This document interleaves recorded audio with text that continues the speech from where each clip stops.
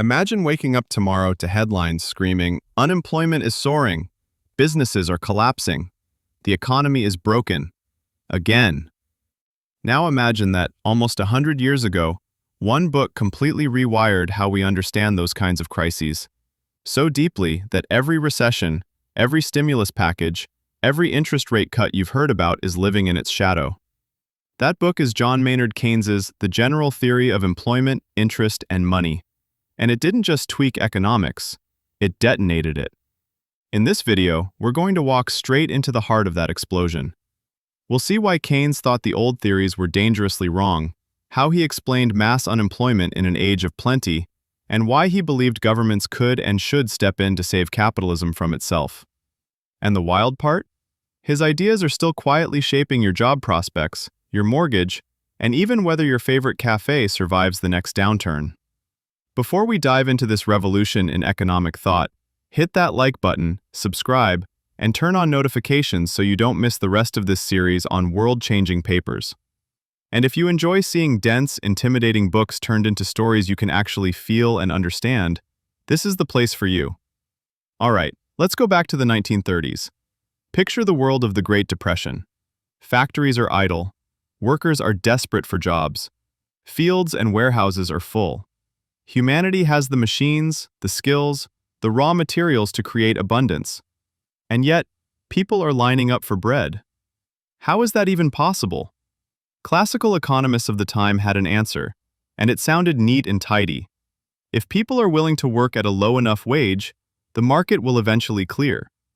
Unemployment, in this story, is either temporary or somehow the worker's fault. Wages are too high, people are too picky. Markets want a balance, just give them time. Keynes looks at this and basically says, absolutely not. The whole point of his general theory is to explain why an economy can get stuck. Stuck with millions unemployed, stuck producing less than it could, stuck in what he calls an underemployment equilibrium. Not a short-term glitch, not a temporary wobble, but a whole system that can settle into a bad, low employment balance and just sit there. To understand how he gets there, we need to know what he thought really drives employment. Classical economics said, look at the labor market. Wages adjust, people decide whether to work, firms decide whether to hire. But Keynes flips the camera away from individual workers and onto the big picture. How much is the whole economy spending? He introduces a concept that sits at the core of the book: effective demand. Think of effective demand as the total demand for goods and services that actually shows up with money behind it. It's the demand entrepreneurs expect to see, the amount they think people will really spend. If you're a business owner, you don't hire workers because you love employment in the abstract. You hire because you expect customers to show up and buy what those workers produce. If that demand looks weak, you pull back. You don't invest in new machines, you don't expand your factory, you might even fire people. So for Keynes, the volume of employment in the economy is determined not by the willingness of workers to accept low wages, but by how much total spending there is, how strong that effective demand is. And where does that demand come from? Two big places: what people spend on consumption and what businesses and governments spend on investment. He calls the first part the propensity to consume. Given their income, how much do people tend to spend versus save? Poorer people usually spend a larger share of their income because they need to. Richer people can afford to hold back and save more. The second part is investment, spending on things like factories, buildings, machines, and infrastructure. For Keynes, this is the really volatile piece. Investment depends on what he calls the marginal efficiency of capital, which sounds like jargon, but you can think of it as, how exciting does a new investment look to a business compared with the cost of borrowing to finance it? If the expected profit from building a new factory is high and interest rates are low, investment will be strong. If expected profits collapse or interest rates are high, investment dries up.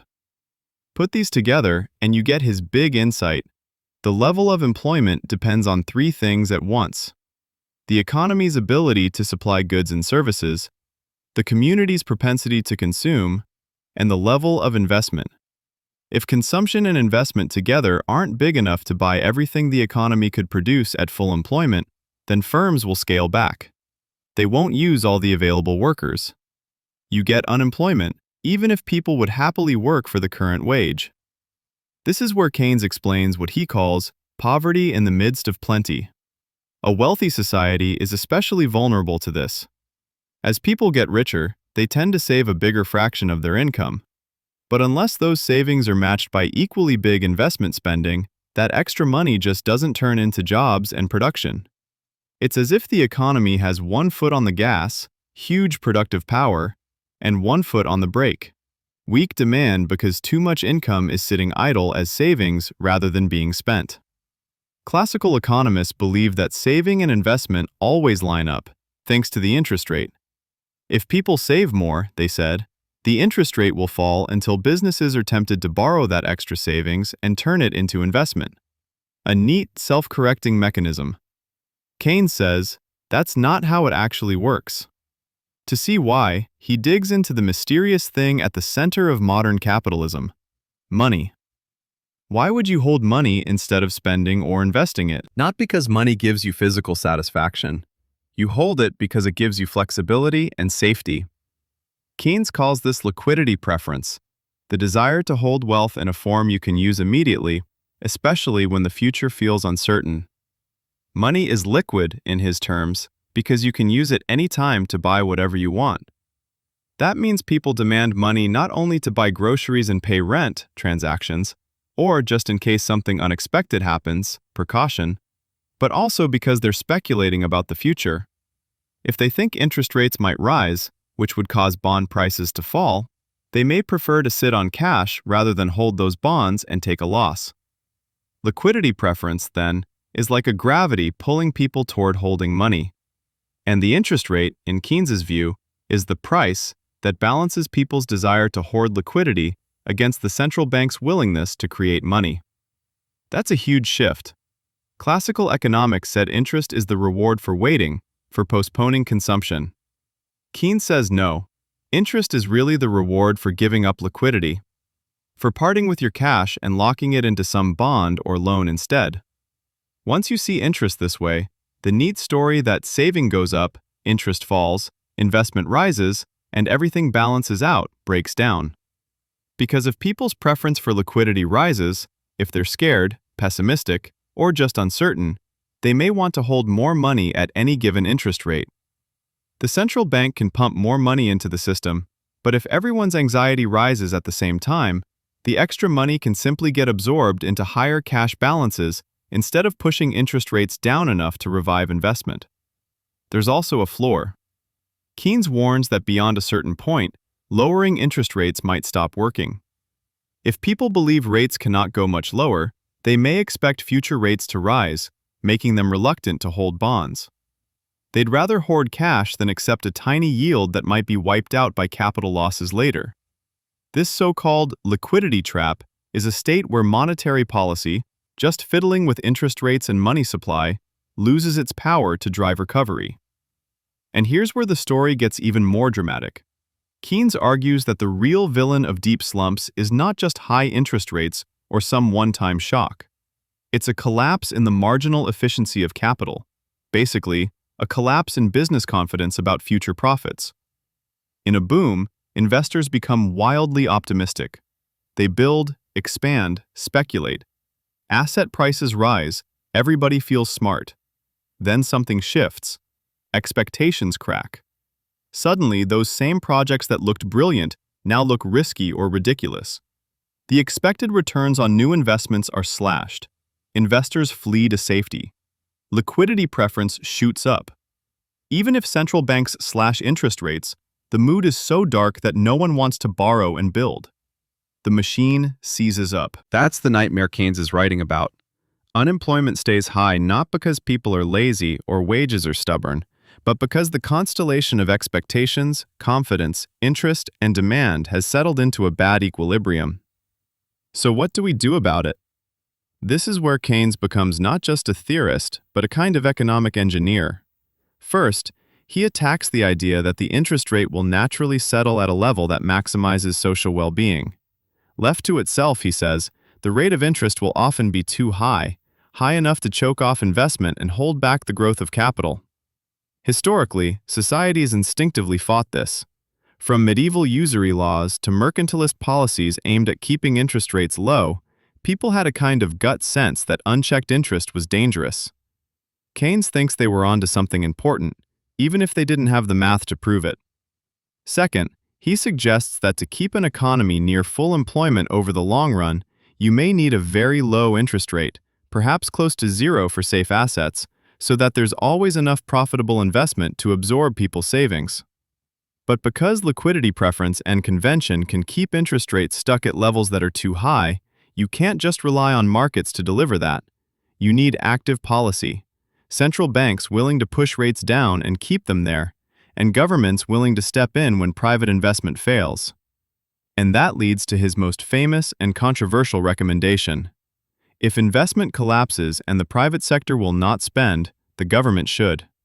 Fiscal policy, deliberate deficits, public works, infrastructure, anything that injects spending into the system can boost effective demand directly. It gives businesses customers again. It restarts the engine. In Keynes's vision, this isn't about loving big government for its own sake. It's about recognizing a hard truth. In a world where expectations, psychology, and money matter, there is no automatic force that drags the economy back to full employment. Sometimes, policy has to shove. Underneath all the technical language, the general theory is wrestling with a simple, almost haunting question. How can a society with so much potential end up wasting so many lives in unemployment and idleness? Keynes's answer is that we misunderstood the system. We thought markets were like a self-healing body that always returns to health on its own. He's saying they're more like a delicate machine that can stall, grind, and stay stuck unless someone who understands it intervenes. And that's why this book has had such an enormous impact. It gave governments a justification, an intellectual license, to fight recessions instead of just waiting them out. It reframed saving from an unquestioned virtue into something more complicated. If everyone tries to save more at the same time and investment doesn't keep up, the result can actually be less income and less employment for everyone. It made interest rates, central banks, and liquidity preference central characters in the drama of capitalism. And it also offered a subtle kind of optimism. For all its talk of slumps and crises, Keynes's message is that mass unemployment is not a law of nature. It's a failure of coordination, of expectations, of demand. And those are things we can influence. We can design institutions, policies, and norms that keep effective demand strong enough to use the talents and energy of our people. So the next time you hear about a stimulus bill, a central bank slashing rates, a debate over government deficits, or people arguing whether we should just let the market fix it, remember, you're hearing echoes of this book. You're hearing a world still arguing with Keynes. If you've made it this far, you now have a mental map of the general theory of employment, interest, and money. Not as a wall of equations, but as a story about demand, confidence, money, and power. If you want more deep dives like this, where we take the papers that secretly run the modern world and turn them into something you can actually feel, do me a favor, like this video, subscribe to the channel, and drop a comment with the next legendary paper you want to see decoded. Thanks for watching, and I'll see you in the next one.